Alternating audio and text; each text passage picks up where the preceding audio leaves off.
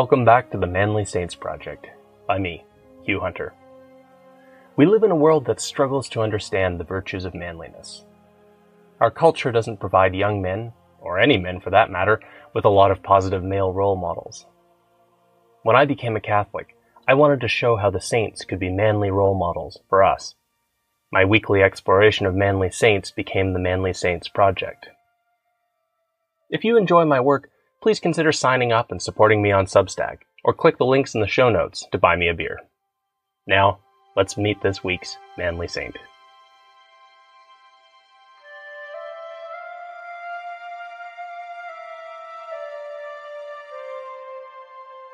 Join me today to meet a saint who understood the dangers of the Enlightenment and took his stand. Name: Niels Stenson, Nicolas Steno, Nicolaus Stenonius, many other variations. Life: 1638 to 1686. Status: Saint. Feast: December 5th. If you had been living in Schwerin, in modern Germany, in the fall of 1686, you might have noticed a strange figure moving about the streets. Stick-thin and dressed in clothes that looked like they belonged on a beggar, the man moved around the city with energy. He was often in church, often tending to the needs of the Catholic community. It didn't matter if it was raining or snowing. He traveled in the cheapest way, in an open cart. The man was like a figure out of the Middle Ages. He had once been quite wealthy, but he had given it all away to the poor. He had even sold the ring he received when he was made a bishop. For this man was none other than the one-time celebrity, the anatomist, geologist, philosopher, and apostolic vicar for northern Germany and Scandinavia, Nicolas Steno. Nicolas Steno had been born 48 years earlier in Copenhagen, Denmark. His family was comfortably middle class and comfortably intellectual, with many Lutheran ministers among them. Young Nicholas turned out to be an intelligent boy, and when the time came, he went to study in the university at Copenhagen. At the university, Nicholas discovered the new science, Cartesian science, and he fell in love. The French philosopher and scientist René Descartes had formulated a method of study that we today remember as the scientific method, although the idea no longer implies the hope and optimism of the time. Partly that was because Descartes paired his scientific method with his philosophical approach. He was sure that if you followed it carefully, you would remove any danger of making a mistake. It would be one scientific advance after another. A scientist who followed Descartes' method, a Cartesian scientist, could do anything. Descartes fully expected to live for hundreds of years because he was confident that his science would solve the problem of aging. In time, he was confident that humans would wield the new science to become immortal, rid themselves of sickness and scarcity, and make themselves masters of the physical world. Even though Descartes had died young, many of his Cartesian followers insisted that Descartes' vision might yet come to pass. It's no wonder that a smart young man like Nicolas Steno found the idea inspiring. And so, Steno studied and learned. His schooling was a little bit unusual by modern standards, since it was disrupted by the siege of Copenhagen by the army of the King of Sweden. After it was clear a siege would not work, the Swedes launched attacks to try to storm the city. Classes had to be cancelled, so the students could be armed and march out in defense. But Copenhagen survived the assaults, and the students went back to class. Soon, Nicholas was ready for advanced study, and for that, he decided to travel. By this time, Nicholas was sure that he was going to live the life of a scholar. He had been born Niels Stenson, a normal Danish name.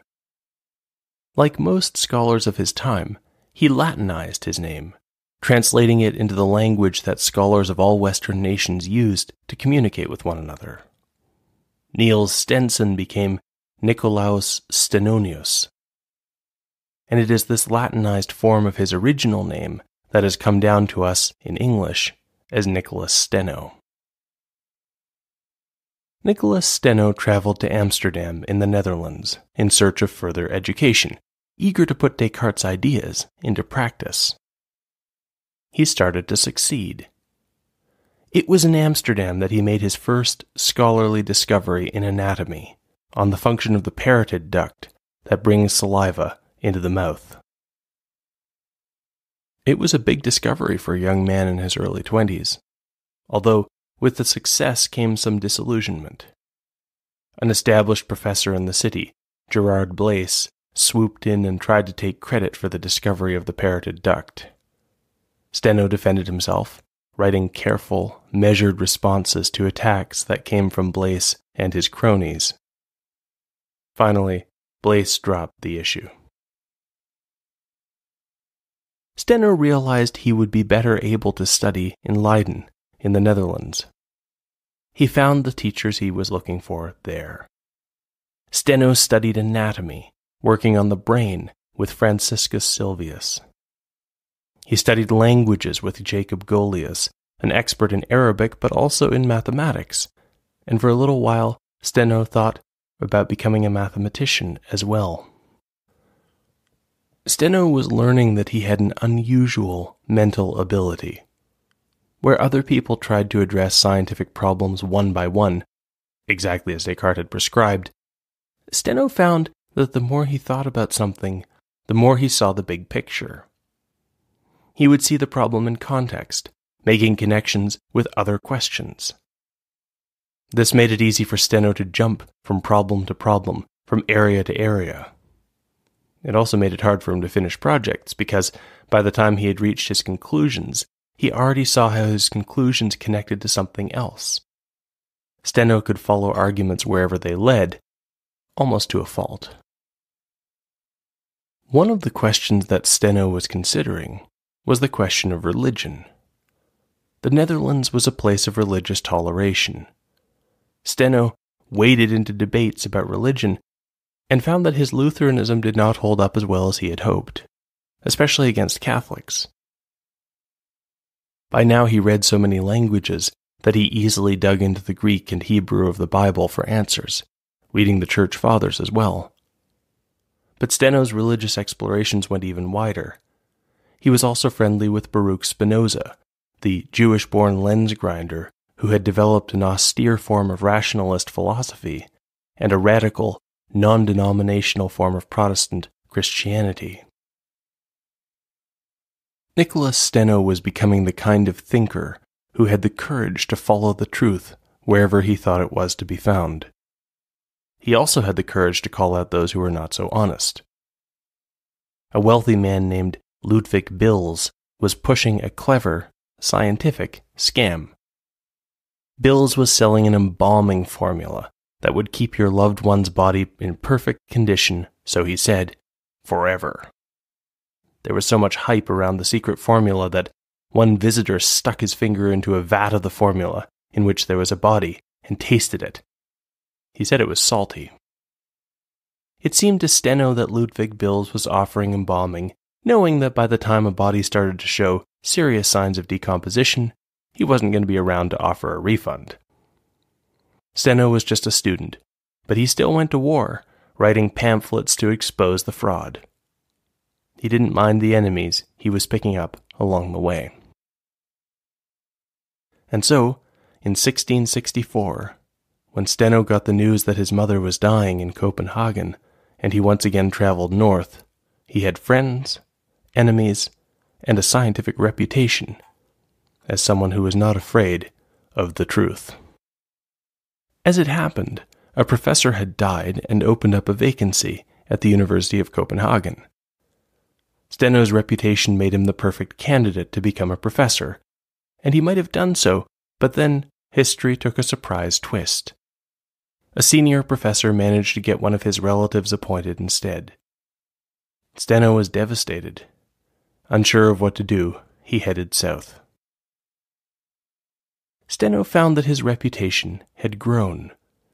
He was a minor celebrity as he traveled through the modern Netherlands, Germany, France, and Italy, finally settling in Florence.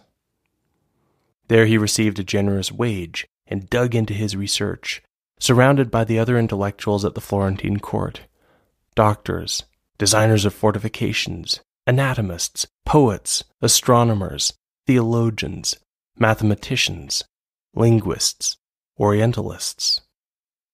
And so it was in 1666, when some fishermen caught a huge shark off the Italian coast, they shipped its head to Nicolas Steno and started him down the road to the defining discovery of his career. Steno dissected the head, but what really stood out for him were the teeth. He had seen them before, or rather, he had seen fossils that were the same shape. The fossils had been dug out of the ground, but no one had a good theory about what they were. And suddenly, Steno's mind made a series of leaps. If there were shark's teeth in the ground, there must have been sharks, and presumably a sea floor at that spot. That must mean the Earth is made up of layers, of strata, and these strata must exist in accordance with natural laws. Steno started considering the way that these strata work, and soon he had invented a whole new area of study. Steno's discoveries in geology brought him to the attention of one of the wisest people of his time, Gottfried Wilhelm von Leibniz. There weren't many people who could easily follow Nicolas Steno's mental leaps. Leibniz, though, was one of them. If you asked whether Leibniz was an expert, the answer was always yes. He was an expert in every theoretical field in which expertise was a possibility. From math to logic, from philosophy to history, from biology to physics, Orientalism to diplomacy to library science, Leibniz understood everything. It wasn't just that Leibniz was smart. Leibniz could see how everything was interconnected. When he was working in logic, he was thinking about how the structures he was finding there were reflected in, say, biology. Leibniz's works were often short, but profound. The fact that he was an expert in everything has slowed down the translation of his work, because to translate it properly, you need to learn so much yourself to see how everything resonates together. Leibniz was impressed by Steno's work, and the two men began to correspond. And so it was to Leibniz, in part, that Steno turned to explain what was troubling him. Steno was famous for his scientific work, but he was worrying about the direction of the new science. He had initially liked Descartes' idea that progress could only run in one direction. If you followed Descartes' method, you would discover truth after truth. Steno's dissections had shown him firsthand that Descartes was wrong about a number of key points, especially related to the functioning of the heart. And he could also see that the Cartesians were just as cliquish and prone to groupthink as the scientists who had come before them. Steno was losing faith in the idea of progress, which suggests that science can only lead in one direction, and that direction is good. Steno lived to see the beginning of the time that, with supreme hubris, called itself the Enlightenment. Enlightenment thinkers would sweep away the traditions and folkways of Europe. They would attack God, king, and country, driving onward toward the Industrial Revolution and the modern world. The promise of Descartes was that progress would be locked onto truth because the scientific method could only increase knowledge. Steno had realized that this was false. What was needed, Steno told Leibniz, was a new kind of scientific humility. Descartes had gotten it almost entirely backwards. The good scientist proceeded slowly, cautiously, recognizing his own faults and fallibility. The good scientist could not make progress without strong faith. As Steno had told an audience in a lecture on anatomy, "For this is the purpose of anatomy, to lift the observer from the singularly brilliant construction of the body to the dignity of the soul, and from thence to acquire a knowledge and love for its creator." It wasn't that Leibniz didn't understand the risk as well as the promise of the new science. But Leibniz saw another way to meet the challenge. Where Steno saw something new and uncontrolled, Leibniz could still make out the outline of the perennial philosophy, the constant theme that has been in human thought from Pythagoras to Plato, from Aristotle to Aquinas. Leibniz's life work was, in a way, to bring out this continuity, to show the Enlightenment that it did not need to be an opponent of Christendom. It could be an extension of Christendom. Steno, though, came to think that the certainty he did not find in the Cartesian new science was perhaps found elsewhere. He kept thinking about Catholicism. His doubts came to a head when he was watching the procession go by for Corpus Christi. Was this thing being held up by the priest really, literally, the body of Christ, the body of the God who made the stars? And if so, wasn't that truth more important than almost anything else? The more Steno thought about it, the more he thought the answer was yes. In 1667 he became a Catholic. And then Steno shocked the world of scholars by becoming a priest, then a bishop, and leaving scholarship behind in his pursuit of that vocation. Steno and Leibniz drifted apart. Leibniz is often quoted as having called Steno a mediocre theologian. But he also paid Steno a high compliment, writing him into a philosophical dialogue where the figure representing Leibniz says the things he perhaps wished he had said in their last conversation. Steno's duties took him to northern Germany and Scandinavia. He threw himself into this appointment completely, fasting regularly, taking on more services than a bishop needed to, becoming a skillful evangelist. He had been comfortable. Now, Steno sold everything to have money to help the poor under his charge. It was a lonely life. He moved through northern Europe, admired by some, hated by others, going from city to city. People who saw him were amazed at how frail he had become. The work was consuming him. In 1685 he arrived in Schwerin. It was going to be his last stop. By the time Steno died at 48, many of his former colleagues dismissed him as someone who had tossed away a promising career to become a religious hardliner. They thought he had missed the point of the new science completely. By the time Steno had sent his old friend Spinoza a letter warning of the dangers of his philosophy, Spinoza hadn't even bothered to reply. Steno had always pursued the truth, a manly thing to do. But Nicolas Steno is a manly saint because, when he felt the call to follow the truth down the loneliest path, to sacrifice his friendships and his wealth and even his health, Steno followed without hesitation. For us, centuries later, Steno's worries about the new science do not seem so unreasonable. It is the new science which now seems naive. Steno and Leibniz were right about what was coming. The Enlightenment would wash over Europe like a tidal wave, and when it had passed, Christendom would be all but gone. The world that would emerge would be different. It was not a better world. Steno's doubts about the new science turned out to be well-founded. That much was obvious by the time St. Nicolas Steno was canonized by Pope St. John Paul II in 1988.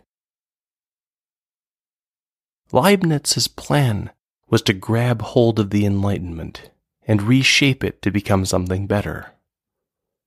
Unfortunately, that task proved too great for one man, even a man like Leibniz. Nicolas Steno's approach was simpler and more pragmatic. He decided to take the side of tradition and the church. But did that mean giving up on the new science? Not the way Steno saw it. Science had only ever been a window into something grander. As Steno said during his lecture on anatomy, that which we see is beautiful. That which we understand is even more beautiful. But the most beautiful thing of all is that which we cannot grasp. Let us not, therefore, be satisfied with the evidence of our senses, but through our bodily eyes, use our mind's eyes, as if they were windows in a glorious palace, surrounded by a beautiful landscape. Let us see what surroundings, what flowers, what elements and miracles are to be found.